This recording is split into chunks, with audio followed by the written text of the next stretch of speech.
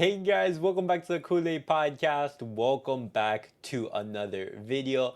On today's video, we're going to be talking about Rafa Marquez's official departure. We talked about in yesterday's video how he was given an offer by the Mexico national team, and it appears he has accepted and will be leaving the club. And as well, we're going to be talking about some of the priorities from Barcelona, because in recent weeks we've been talking a lot about Nico Williams, a lot about Dani Olmo, and we haven't been really talking that much about midfielders. And then also we're going to be talking as well towards the end of the video about Jules Kounde cutting his vacation short, and then as well some of Stoichkov's words in regards to Lamine Yamal and Barcelona. But guys, before I get started on the video, make sure to follow me on all my social media platforms.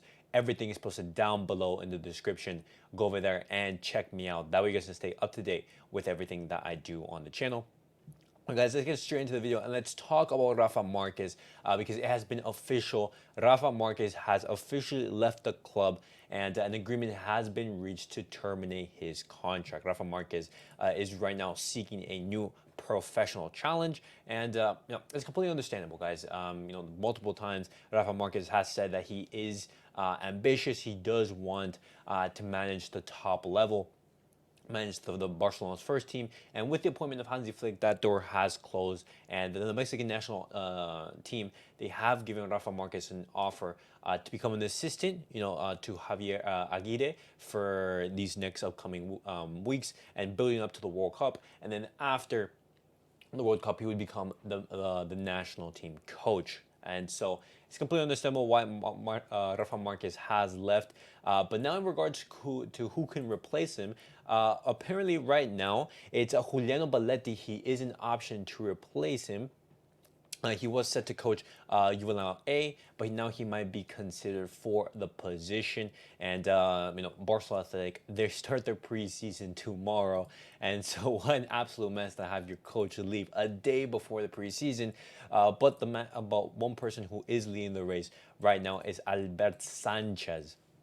He was another one of Hansi Flick's coaches or assistant coaches. No, not Hansi Flick. Rafa Marquez's assistant coach, and he is an option to basically replace Rafa Marquez in that position. And as I said, it's important to have La Masia thriving because, as Hansi Flick said in yesterday's video, guys, La Masia is so important, and it helps Barcelona so much when, for example, we can't go out into the market and buy players. We need players who are ready for first team football.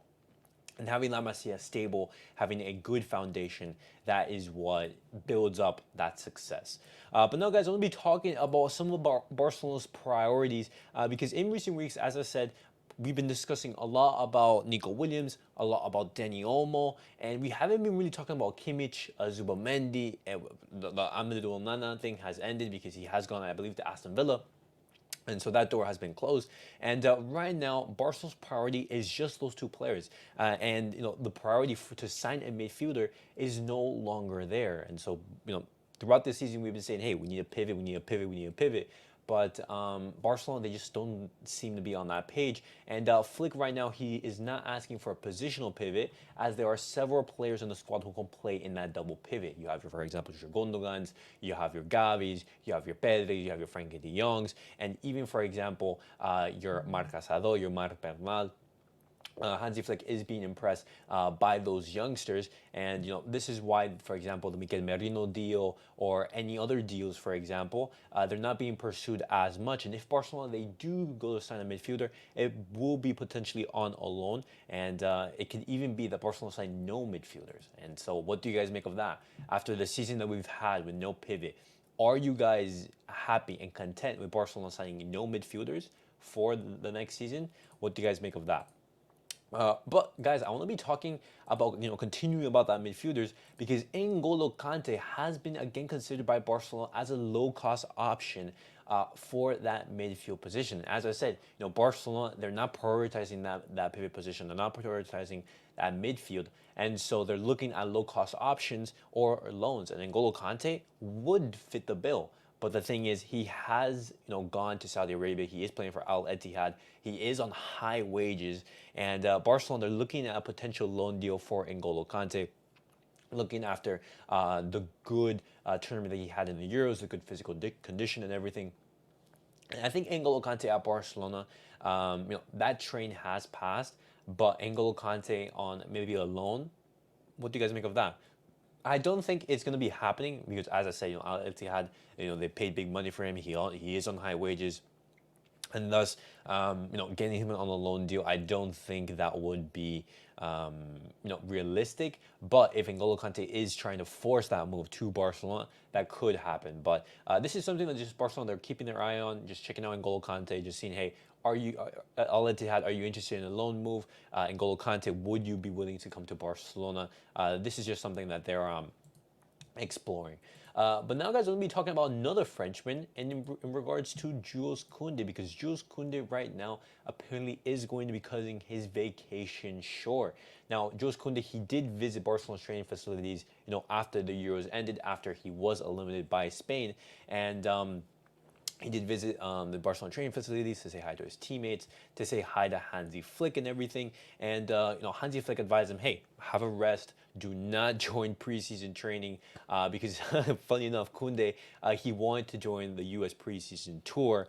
And Hansi Flick said, no, hey, go on vacation, have some rest and everything like that. And that's a wise decision. But apparently, Jules Kounde, he's cutting his vacation a little bit short, as he will be joining that preseason tour, but towards the end of it, he will be joining on August the 1st, and he's not going to be playing much, and but he does have some chances to be playing against AC Milan. That's actually the last game of Barcelona's preseason tour. He could have some minutes right there, but it's interesting to see that Jules Kounde is willing to put in that extra effort and put in that extra work, and we basically made a video talking about Jules Kounde, his personality. He views him as a reliable leader in that Barcelona team, and he said multiple times that he values hard work, and that is his talent. And so, cutting his preseason short, looking to get back underway in Barcelona, that's very, very good signs. Show that he is motivated, but at the same time, we have to understand that these guys are humans.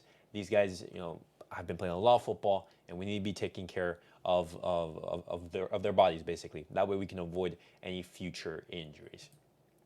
But now, guys, the last topic that I wanted to talk about is in regards to Stoichkov, because he did give an interview to Sport in regards to Lamine Yamal.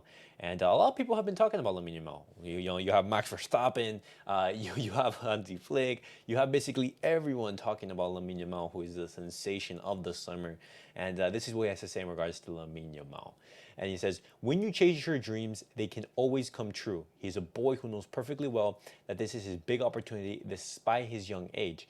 He is a disciplined boy, sacrifices a lot during the 90 minutes, and when the coach substitutes him, he doesn't hesitate. Nico Williams is the same, getting better every day, very dangerous on the counterattack. And something that people have been saying constantly is like, hey, what are the comparisons in regards to Lamine Yamal and Lionel Messi? And Stoichkov says, let's not compare them. I never like comparisons. Each person is unique, and I hope Lamine continues with this rhythm of sacrifice and quality, working hard. That's why he's scoring goals with Barcelona and Spain. He's a boy we need to protect, not elevate too high because it's easy to fall.